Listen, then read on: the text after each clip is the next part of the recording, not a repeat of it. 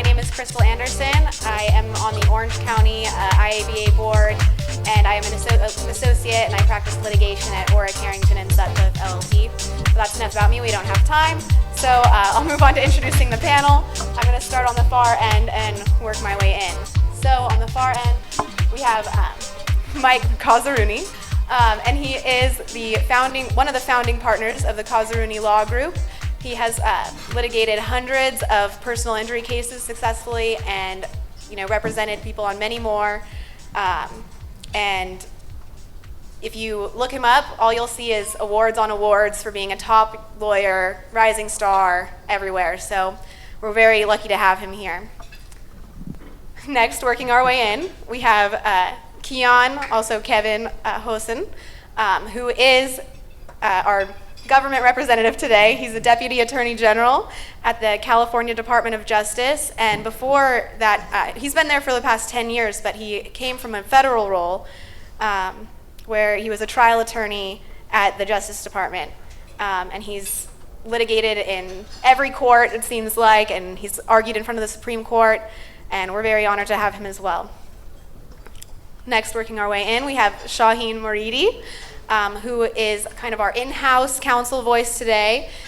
He is a Executive Vice President and General Counsel at MedXM, and they're a huge company. They have over 2,000 employees. They have a legal department with over 50 employees, and I think that's what it said somewhere. And beyond that, he's just had a great career in-house, and especially in the legal medical field. And then here we have Dr. Kathy Anderson, who is an attorney, but she is also a board-certified OBGYN. She became an attorney later in her life and has since started her own law practice. She still has her medical practice as well. She's got her practice doctor's law group, and she also serves as an expert witness and as a consultant for many different trials. So these are our panelists, and we're very honored to have them to talk about the successes that they've had, the paths to how they've reached everything that they've accomplished, and their advice to all of us for what we can do and how we can encourage the future of our community as well. So I'll start with our first question, and I just gave an introduction, but just because there's some people who aren't familiar with the kinds of work that you do, can you tell us a little bit about your role and what it is you do? Start on. Am I starting? Okay, so good morning, everybody. Mike Rooney, or Mohammed for this session. I'm in private practice. My partner and I started our firm right out of law school, so in a coffee shop. So we do predominantly consumer rights cases. We do catastrophic personal injury cases, class actions, and I was talking earlier before we started, basically anything that you think, well, that doesn't sound right from a consumer's perspective, you probably have a case with us. We also have a mediation company in Las Vegas, so what I do is really the business of law, and I absolutely love it. I love the practice of law, and I like law as a business. And I can get into that more, but as far as what I do, is I'm a partner of the firm. I litigate predominantly the personal injury cases at our firm, and I also run basically the daily operations at both the law firm and also our mediation company that's in Las Vegas. Good morning, everyone. Kevin Hosan, or for purposes of this presentation, Keon Hosan. I work at the Attorney General's office, where I've been for the past 10 years. The Attorney General's office in California is broken down to 3 divisions: Civil Division, Criminal Division, Public Rights Division. You probably noticed the Public Rights Division mostly in the news. I'm in the Civil Division. What we do in the Civil Division is that we defend about 100 state agencies, and that includes a lot of the ones you've seen, like CHP, DMV, EDD, all those folks. And it's really, we are full-on litigators there, and I've done jury trials. I get one of those about every couple of years. I argue in the appellate courts about once a year. And we also do investigations into state government agencies, their conduct of them and their employees. We also handle administrative hearings and follow through on the trial court proceeding to uphold those hearings. And that's about just the scope of the various things we do. So I'm honored to be invited to speak today and to talk about the sort of things that I've been doing at the AG's office and also what I used to do in the federal government. Good morning, everyone. Shaheen Moretti, I'm the General Counsel for MedExam. Well, thank you all for coming this morning at 10 a.m. and allowing us to talk about ourselves. Giving lawyers time in the morning to talk about themselves is always easy, so hopefully you guys will bear with us. Our company is at the intersection of healthcare, and I think, whether you're left or right, healthcare is broken in this country. There's no question about it. Now, what we do in general, we believe we're in that intersection of doing preventative healthcare, which is doing good and doing well at the same time. And in my role, I oversee all the company's regulatory and compliance matters. Hi, everybody. My name is Kathy Anderson. It's such an honor to be here amongst, really successful lawyers. The majority of my practice is medicine. I do a lot of gynecology and regenerative medicine, including a lot of aesthetics in our practice. But in the very same office, we have doctor's law group, so I have kind of a boutique niche with a lot of healthcare professionals, almost all doctors. Because, doctors don't trust lawyers. They don't like lawyers, but because I'm one of them, and originally I actually went into law to invade enemy territory, they trust me. So we have a nice practice doing a lot of all their transactional needs, including, wills, estates, trusts, their contracts. Doctors can get very nervous with the law, so that's what I do.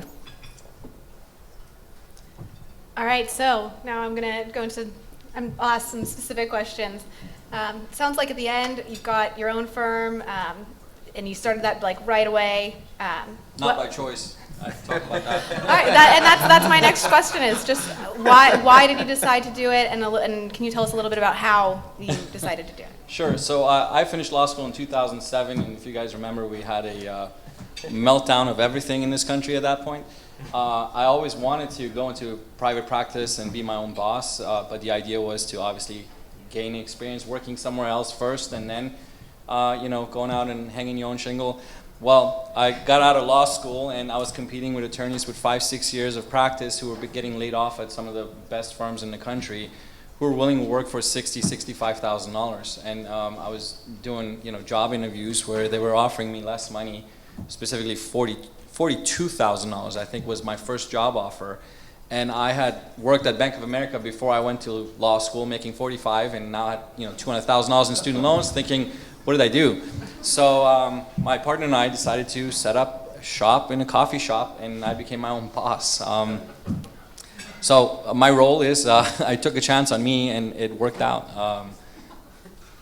Anything specific beyond that? No, I mean that's great. I'll There's keep a lot of going down the specifics, path. but we have a short period of time, so I want to make sure everyone has time. So Keon, and you chose to go into government. Can you talk about that decision?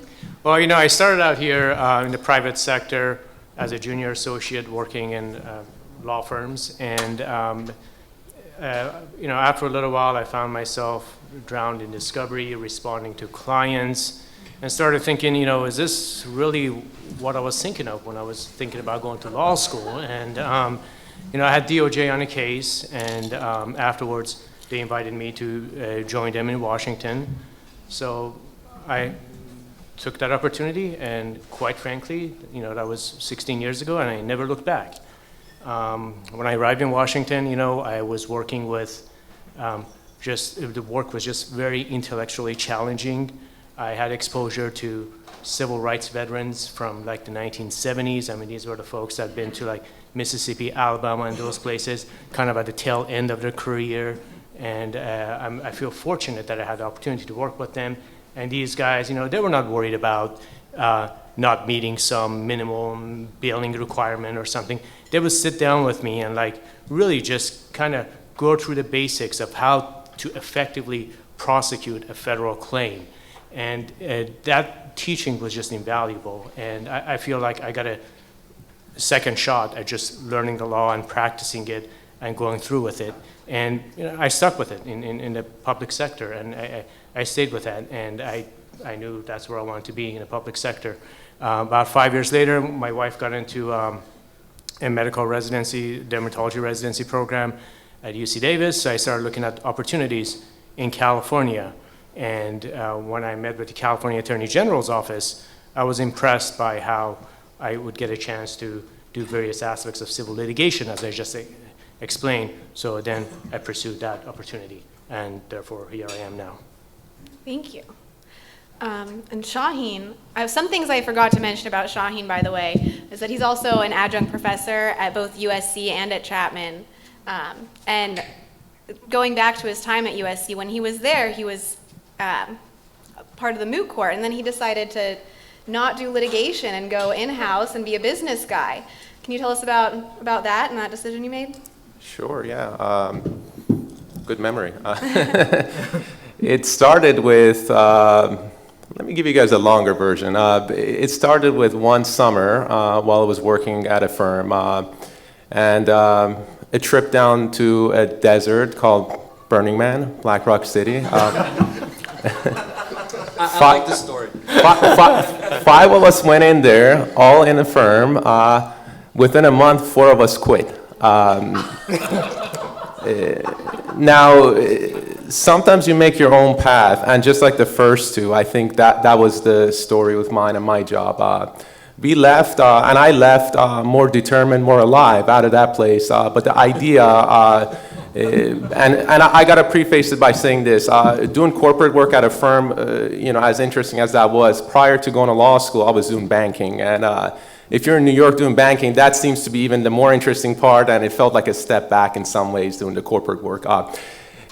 So coming back, that the job didn't feel meaningful, the impact didn't feel as great as I wanted it to be. So I left, and I went to work at a few different startups first, and along the way I met the current role, the entrepreneurs that started the company, went to sell them some work, and as you can say, the rest is history. But right timing and right moves kind of propelled that. So luck, I guess. And following the pattern of questions now, we have Dr. Kathy Anderson, who, as I mentioned before, was a doctor for a long period of time before she decided to go in and get her law degree as well. So can you tell us about that decision and why you wanted to put that JD to use? Sure. I think it's a personality trait. I'm always looking to learn about other things. It's a survivalist attitude. I came here when I was 13 by myself, had to go to boarding school, and it was right during the revolution time, so I'm a lot older than you guys. And so I had to learn the language, I had to learn how to live, I had to learn how to have relationships. I didn't have any close friends or any family. So it put me into a state of wanting to always kind of master whatever was around me. I thought medicine was a great field. I went into it. Both my parents are surgeons, and so, the Iranian mentality, you kind of have to follow everyone's footsteps. And I thought it was a good move. It's a noble profession. But when I finished, about 10 years into my medical practice, I started seeing how important the law was. Really, the legal field has its tentacles into every single profession in the world. You can't breathe without the law affecting you in some way. You can't drive, you can't, hire people, fire people, do any kind of a job. So I decided, while I was having actually a really busy, at that time I was delivering babies too, it was kind of difficult, but I called the Whittier Law School because it was right next to my practice, and I said, what's it going to take for me to learn some law? He said, well, have you taken the LSATs? I said, no, but I think there's one in a month. I didn't even know what was on the LSAT. I said, take it and then, apply. So I actually got in 2 weeks late into the beginning of law school. And it was an amazing journey from there, because the law is the most important profession in the world. You guys affect everybody. And you have much less anxious lives because everybody's afraid of you. And you know that there's nothing to be afraid of from other lawyers. So since I've done that, I think I've been able to add to the quality of life of my family and a lot of other physicians. And it's just a much happier life. All right, and this is a question for all of you. We can start and go down the panel, but maybe we can start on this side this time and go down the other way. But my next question is, what is some of the challenges that you've had to overcome to get to where you are now, and especially if your Iranian American identity has that had anything to do with that? No, I think I've never really looked at life and looked for challenges. I think if you can ignore negative energy, it will kind of leave you. So whatever challenges were there were time constraints. There was the most important thing to me in my life is my family. I have 3 fantastic kids and 2 wonderful parents still that are alive and well and practicing medicine. So no real terrible obstacles except, if you want to count the difficult time I had when I first came to the States and I had no money and no family and kind of had to rebuild from zero. Once I was able to pass that, everything else kind of seemed simple. And I'm a big believer in God, so I think I had good help from that. And so that's all I focus on. Good positive energy there, Doc. Look, on the same thought, I don't know about challenges, but being an Iranian American, I see it as a big positive, as a big plus. I've never had challenges with that regard. Being a first-generation immigrant, I came here when I was 12. I think that's shaped my views quite a bit, and if anything, the desire you get as an immigrant, I think that hunger, that chase, that's a big plus. That's an advantage. I see it as a plus rather than a minus. But all in all, yeah, it's been a journey. So I think it is for everybody, and it's just how you take it. Relating back to what Shaheen and Dr. Anderson just said, coming in here in 6th grade and learning your ABCs at that time and kind of going on this path, you start believing in yourself that you could almost do anything. And, this is a unique profession, as it was just mentioned. We are very in a unique platform. We are professional writers, we are warm negotiators, we are cold analysts. And having that Iranian American background really just, I believe, gives you that advantage to think outside the box when you're sitting in a Solomon conference and people are just kind of like going through one, design, fixed way of going through the problem, and you're coming out with something new and you hit them from a different angle. I find that in appellate arguments. This may sound like cliche, but I think of like Hafez or Sadi or Omar Khayyam and some of their sayings. And if people practice in appellate courts know that justices are motivated by public policies, and that's how they don't care about black letter law. At that point, they're thinking about public policies. They're thinking about fixing society going forward, and having that different perspective to be able to do something like that. That's so perhaps not so apparent in an Anglo-Saxon society, and being able to drive and run with it sometimes gives you that edge, and that's something I found to be more of an advantage. Challenge, yes, perhaps at first it was a bit of a challenge, but once you overcome that, then the rest of it is pretty much downhill. And IABA has really created that platform as well, both through nationally and through the local community. I mean, the locals here know. I mean, you probably like recognize me. Oh yeah, that's the guy on the cruise ship in Balboa Bay. We used to have that every year in Orange County. You know, I mean, they created great social events. I would have never known Mike had it not been for something like that, or most of you in this room, you know, and also in a national platform. So it has like really, I'm glad that it's provided that. When I went to Washington, D.C. at the Justice Department, the federal government was like paying basically whoever was like Hispanic to go to the Hispanic Bar Association meetings and all that, just for their airfare, for their lodging and all that stuff. So it's nice that we got our own organization going, we're gonna be relevant, and we gotta be getting recognition for it. Couldn't agree more.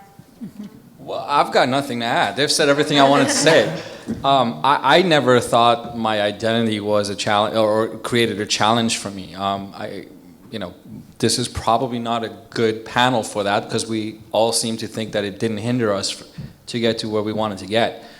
There may have been people or other Iranian Americans whose identity may have challenged it, but for me it was never an issue. It was always a positive, if anything, because it opened doors for me to go and talk to minorities and see if I can relate to them and offer them my perspective as someone who may be in their own shoes.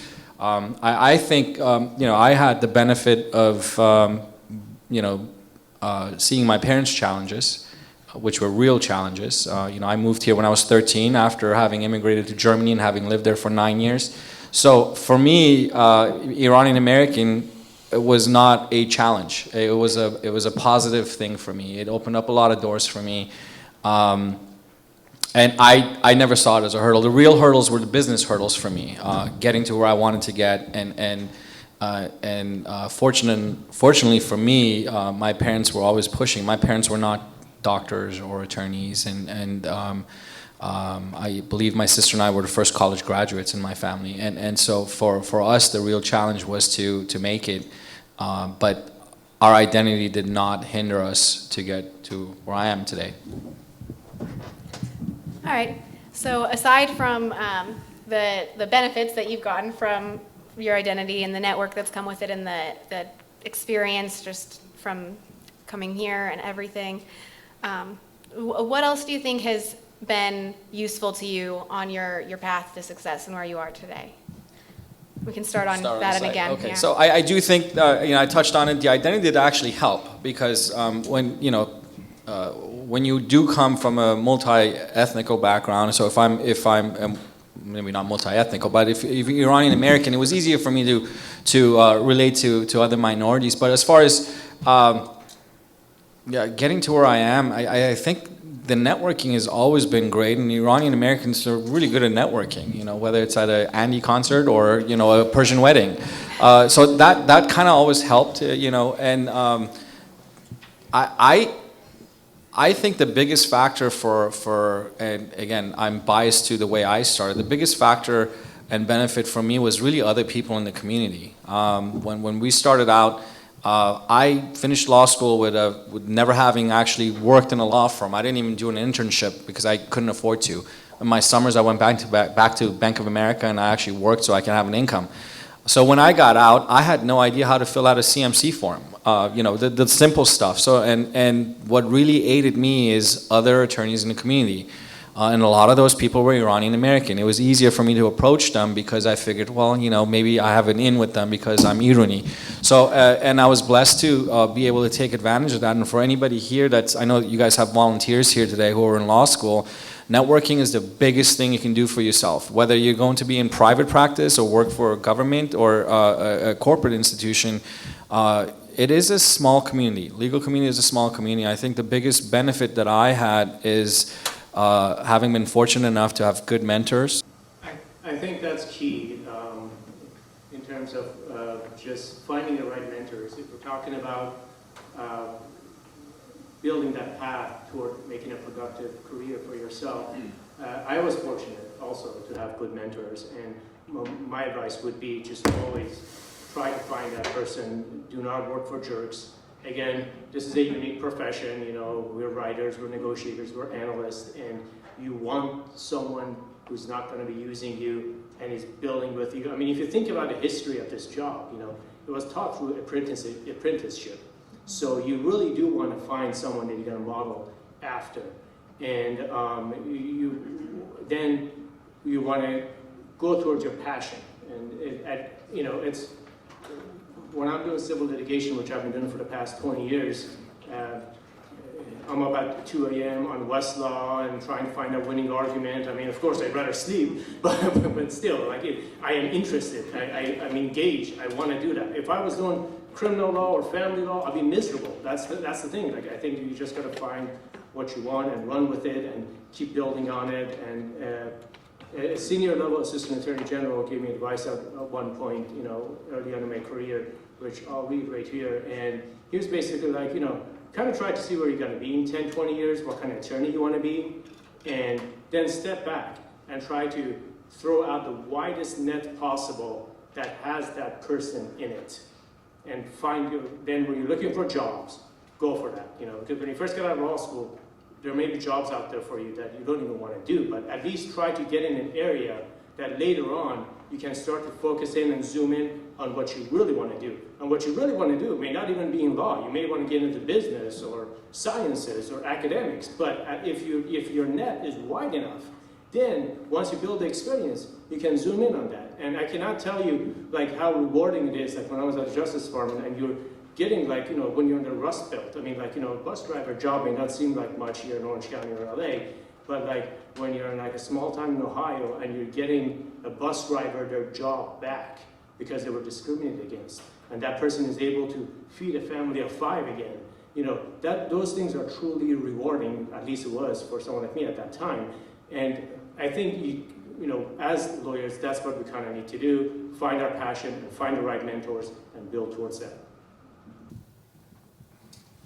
I'll make it short too. So I'll follow what the other two said. Mentors, and just like others here, for some reason, mine turn out to be Iranian Americans. A lot of them.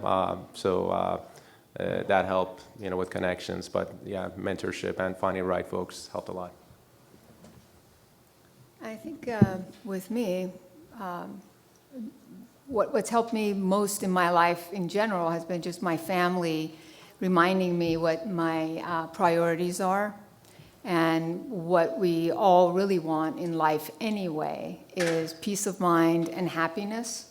So whatever you do, as long as you're working towards that and you're trying to be a good person doing it, you're going to succeed. And things kind of go your way. It's like the secret. So everything's helped me be where I am today. I'm very happy about it. Okay. So for your specific field, the mentorship is kind of a general advice that everyone can take in. But for specifically, if you want to own your own firm, if you want to go into government, do you have any advice for your particular role? For someone, there's law students, there's people starting their careers in the audience. We can start on that end again. Specific advice. I mean, my field again is private practice. It's consumer rights litigation, and my real advice is if this is something that interests you, get in as soon as possible and get the mentorship. If you can afford to do it while you're in school, which is the right way to do it, not the way I did it, is to do it early on and see if it's for you. Because I didn't. When I was having this conversation earlier as well, I didn't go into law school thinking I'm going to be a civil litigation attorney. It was the farthest thing from what I wanted to do. I went to law school thinking I'm going to become a human rights attorney and then work for the State Department. And then I saw my student loans. And I decided I wanted to have a family and have kids, and I didn't want to move around. A lot of people here know Nima Milaninia. I would absolutely love his job. He was prosecuting criminals at The Hague. And Nima and I were fortunate enough to meet in law school. And that's really what I wanted to do. And then my path changed. And so a lot of people's paths will change. But my biggest advice is get mentorship as soon as you can. Good mentorship. It doesn't behoove you to work for someone who's just taking and not giving. So if you're doing an internship and you're making copies and grabbing coffee and no one's actually willing to sit down and talk to you and give you the mentorship, you probably should look for another internship or externship. Don't be afraid to ask people to mentor you. I absolutely love spending time with people who want to find out as to, how did you get to where you are? Not because I like talking to myself, it's because about myself, but it's because I think it's important for people to know that, hey, if you're having a challenge or having a hard time finding that job that you want, go out on your own. Because that's what I did, and it was the best thing that I ever did. And again, I'm not saying that that's for everybody, but I think, and the only way you're going to get that is by asking people, whether it's me or other people on this board. I'm still amazed that we have Dr. Anderson, who's a doctor and a lawyer, and that's awesome. So go ask her, what made you do this, and is it for me, is it not for you? Find out as soon as you can what's for you, and ask for advice. I don't really have much to add to that. I mean, it's, the concept of maybe working for free may seem odd, but if it is in an area you love, I mean, this is, again, a profession built on experience. And we're seeing more and more law schools do this now. They were not doing this 20 years ago, but like really getting people out there on internship and externship, so they're in their advocacy programs in the school, like just getting that practical experience in the area you want to be, whether it is for free or for money or whatever it is. It's you're going to be benefiting from that a lot more down your career path when it's going to be leading to something where you want to be at the end. So for those that want to go in-house, the path, there's a clear path. The Amazons of the world, the Apples, the big legal departments that have 400, 300 lawyers, and for those type of jobs, it's very similar to a firm in terms of getting in, finding the job, and going from there. They all typically look for somebody that had some firm experience and background, and then makes the transition. That's usually the path. Although a lot of the folks are starting to, especially with the big legal departments, are starting to move away from that model. With the more interesting work, similar to what happened for me or others that found a transitioning company, one that's been growing, those take a little bit more legwork, a lot more networking, being in the right events like this one, and meeting folks. I think that's the challenge for a lot of people if they don't want to put the work out there, but it's worth it. I think that's those are much more exciting in some ways, but I'm biased. I think the only thing I can add to this is once you're a lawyer, you can kind of do any other profession if you wanted to. Don't be afraid of having multiple different professions. And because you have the law background, it will just make you that much more successful. And even if you want to become a plumber, say you don't really like the law, but you just have it on your background, it will help you through any other profession. So by any chance, if you're not completely happy with the law, you can always pursue other things. Let me actually, or I'll jump in first. So I went to business school too, and I have to say this, lawyers are by far the smartest students, and I teach at both schools right now, at law school and business school. The difference is night and day. And SC Business School, it's a good business school, but the difference is night and day when it comes to sheer raw brain power. But on the other side, when it comes to EQ, and that's where we're weak as lawyers, I'll be honest. Networking, the business students do a phenomenal job compared to law students, and that's the difference. But when it comes to brain power and when it comes to IQ, I think lawyers are the smartest without a doubt. Sorry. So, lawyers. We're here at 10 a.m. patting ourselves in the back, so I had to. It's true. Mike, you had something to add to. Yeah, and this goes for all of us who are practicing attorneys, and for those of you in here who may be in law school right now. Let's take a step back from patting ourselves in the back and talk about our futures as attorneys, right? I think one of the things, if I'm in law school right now or I'm starting out, that I should really be concerned about, and this is something that will affect you in any area of law, is what is the future for attorneys? Being a doctor, you probably have seen some of this in the medical industry. AI is playing a huge role in replacing all of our jobs, whether you're attorneys or doctors, right? There was a study, I think last year, in 2018, where they took 20 attorneys and give them a hypothetical to do, and you guys can Google this, attorneys in AI, and I'm sure you'll find it. And they took 20 attorneys and they gave them a scenario and they asked them to find the legal issues and advise the client with the hypothetical. And I don't quote me on these numbers, but it was something like the fastest time an attorney delivered this document or his advice was 3 hours and 6 hours on the higher end. And then the billable hours, it either cost $2,000 or $8,000 to do. And the AI did it in 19 seconds. And the accuracy on the AI was 92% on finding all legal issues, where the best attorney got only 80, 85, I think. So think about that for a minute. If and I'm going to give you multiple scenarios. If we have 19 attorneys in my firm, right? As a business owner, not as a lawyer. If I can replace my associates by software that will do what they do, what does that mean for the future of my associates, right? Now, as a lawyer, if I'm a company, if I'm a real estate company, why would I even want to hire me?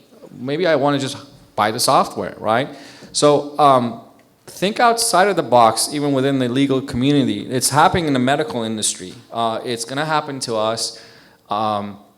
And so it's not guaranteed that you're going to go to law school and get your law degree and become an attorney who's going to be making 6 figures.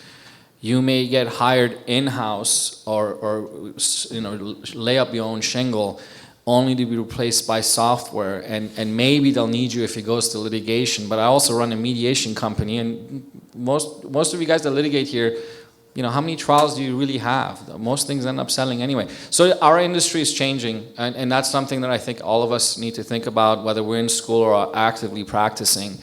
I